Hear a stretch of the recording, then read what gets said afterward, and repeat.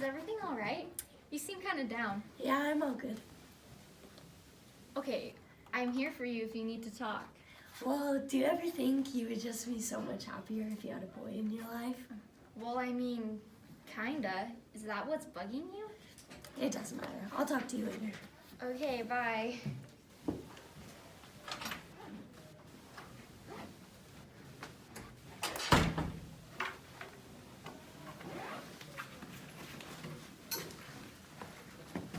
Watch where you're going, Audrey.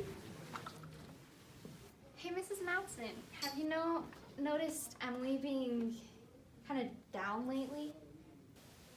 She seems to think that she'll be happy once she has a boy in her life.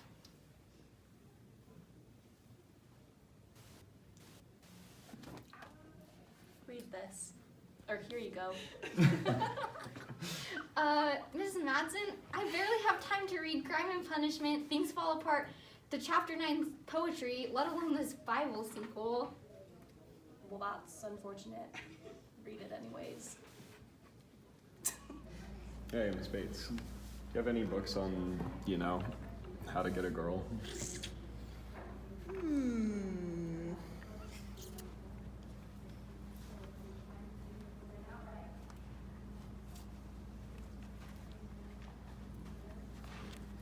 East of Eden. What? Why one for me? It's because you love reading. Wait, that hasn't happened yet? No, it hasn't happened yet. Are you staring at Emily? You know she's on drill, right? Yeah, is that a problem? I mean, like, come on. You know drill has a sort of reputation. Well, Emily's not like that. Right, whatever you say, buddy. Have you already started? Yeah, I've been reading while we're talking. I'm already 10 pages in. I guess that line doesn't make a lot of sense. Yeah. Hey, that's East of Eden, right? Yeah, Aubrey gave it to me and said it would help me with some of my troubles. Oh, that's funny, because a friend gave it to me too and said it would solve my whole dilemma. So, you're at the ending? Actually, I'm rereading it. I loved it so much. Yeah, I loved it too. Hey guys. Hey guys, did you find anything out about your problem? No, not really, but I found lots of other stuff, though. Dude, you finished? Yeah, just recently. And you finished 4 days ago? Yeah. Yeah. What did you learn from it? Timshel. Okay, but what about... I thought you might learn about some cognitions you have of people. What do you mean? Yeah, Jonah, what do you mean? Well, I don't want to sit here and lecture everyone, but here, turn to page 236 with me. So, what's Faye? A person. A human? The Spanish word for faith? No, like, what's her profession? Oh, she's a brothel owner. Right. Right, brothel owner. A profession that's not usually viewed with, well, dignity. And yet, Faye said sharply, Kate, you're drunk. I don't know what you're talking about. You don't, mother dear. Do you want me to tell you? I want you to be sweet. I want you to be like you were. Well, it's too late. I didn't want to drink the wine, but you nasty fat worm, you made me. I'm your dear, sweet daughter, remember? Well, I remember how surprised you were that I had regulars. Do you think I'll give them up? Do you think they give me a mean little dollar in quarters? No, they give me $10 and the price is going up all the time. They can't go to anybody else. Nobody else is good enough for them. Faye wept like a child. Kate, don't talk like that. You're not like that. You're not like that. And do you know, mother dear, that's the way this whole house is going to be. The price will be $20, and we'll make the scoundrels take a bath. We'll catch the blood on white silk handkerchiefs. Mother dear, blood from the little knotted whips. In her chair, Faye began to scream hoarsely. Kate was on her instantly with a hard hand cupped over her mouth. Don't make a noise. That's a good darling. Get snot all over your daughter's hand, but no noise. Tentatively, she shook her hand away and wiped it on Faye's skirt. Faye whispered, I want you out. I want you out. I heard a good house without nastiness. I want you out. Isn't that ironic? Faye wants a brothel that's moral. Can those two things even exist at the same time? She's appalled by all of Kathy's more taboo actions. This tells us that despite Faye's profession, despite everything that's associated with her, she truly is a good person at heart. I suppose I have been too harsh on some people. Perhaps women can break the molds that they are with those things that they are associated with and what they choose to be. I also saw a big idea of choice among people in the novel. At first, Kathy seems inherently evil and bad, but then turn to page 554. She was a very small girl with a face as lovely and fresh as her son's face. A very small girl. Most of the time, she knew she was smarter and prettier than anyone else. But now and then, a lonely fear would fall upon her so that she seemed surrounded by a tree-tall forest of enemies. Then every thought and word and look was aimed to hurt her, and she had no place to run and no place to hide. And she would cry in panic because there was no escape and no sanctuary. Then one day, she was reading a book. She could read when she was 5 years old. She remembered the book, brown with a silver title, and the cloth was broken and the boards thick. It was Alice in Wonderland. Kate moved her hand slowly and lifted her weight a little from her arms, and she could see the drawings, Alice with long straight hair. But it was the bottle which said "Drink me" that had changed her life. Alice had taught her that. When the force of her enemies surrounded her, she was prepared. In her pocket she had a bottle of sugar water, and on its red-framed label she had written "Drink me." She would take a sip from the bottle and she would grow smaller and smaller. Let her enemies look for her then. Kathy would be under a leaf or looking out of an anthole laughing. They couldn't find her then. No door could close her out and no door could close her in. She could walk upright under a door. A warm numbness began to creep into her arms and legs. The pain was going from her hands.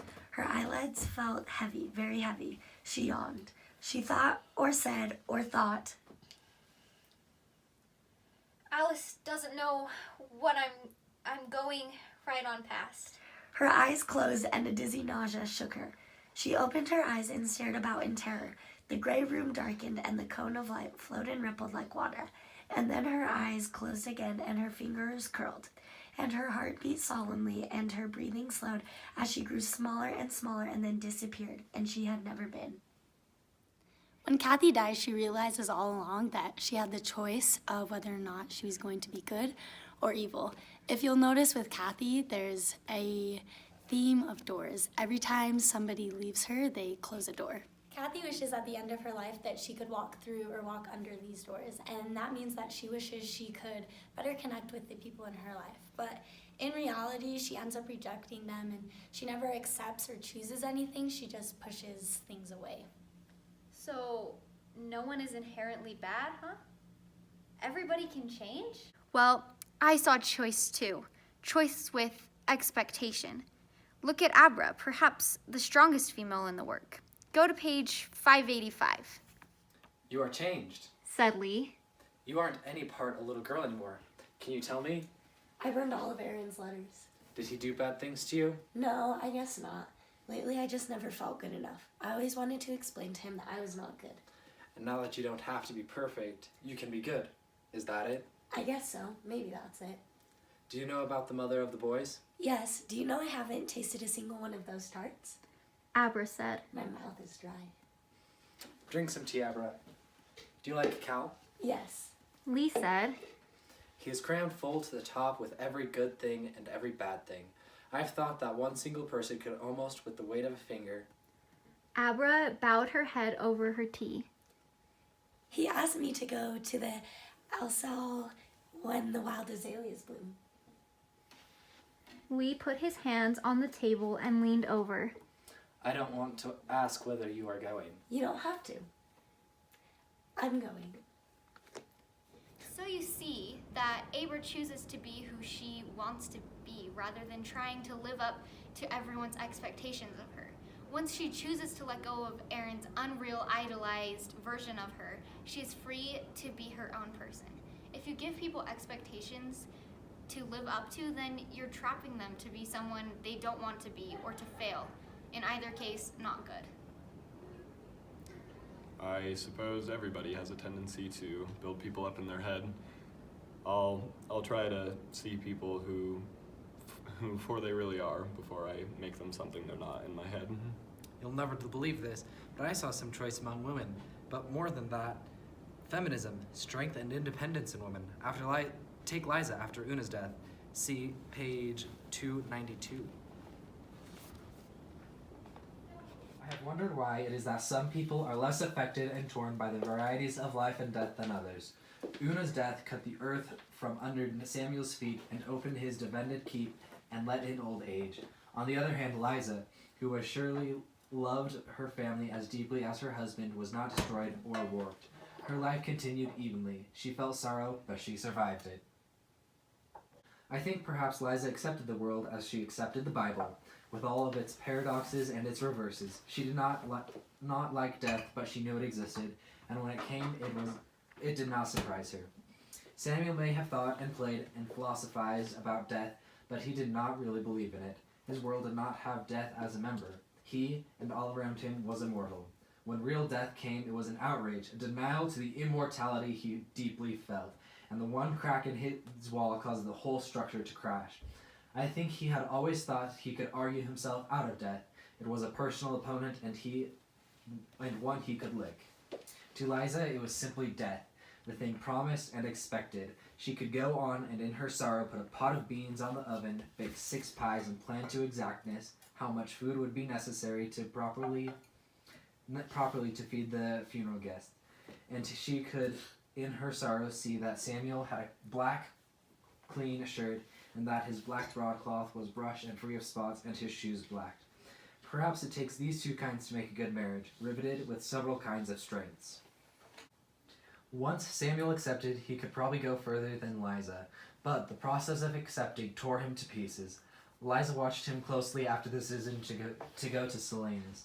He did not quite know what he was up to, but, like a good and cautious mother, she knew that he was up to something. She was a complete realist. Everything else being equal, she was glad to be going to visit her children. She was curious about them and their children. She had no love of places. A place was only a resting stage on the way to heaven. She did not like work for itself, but she did it because it was there to be done, and she was tired. Increasingly, it was more difficult to fight the aches and stiffness which tried to keep her in bed in the morning. Not that they ever succeeded. And she looked forward to heaven as a place where clothes did not get dirty and where food did not have to be cooked and dishes washed. Privately, there were some things in heaven of which she did not quite approve. There was too much singing, and she didn't see how even the elect could survive for very long the celestial laziness which was promised. She would find something to do in heaven. There must be something to take up one's time, some clouds to darn, some weary wings to rub into alignment. Maybe the collars of the robes needed turning now and then, and when you came right down to it, she couldn't believe that even in heaven there would not be cobwebs in some corner to be knocked down with a cloth-covered broom.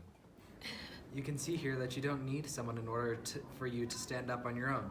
Liza in this scene stands up on her own against the death of her child, while the man of the house is crushed by it. Liza is able to go on without Una, without Sam. She's strong and independent, just like Olive would be, just like any girl can be. I like that. So I guess all Steinbeck is really trying to say is that women can be whatever they want to be, despite their circumstances or inherencies or titles. Too bad we're not reading this for class. Otherwise, we could write like a bomb research essay on it. Oh well, you guys want to go grab In-N-Out? Heck yeah.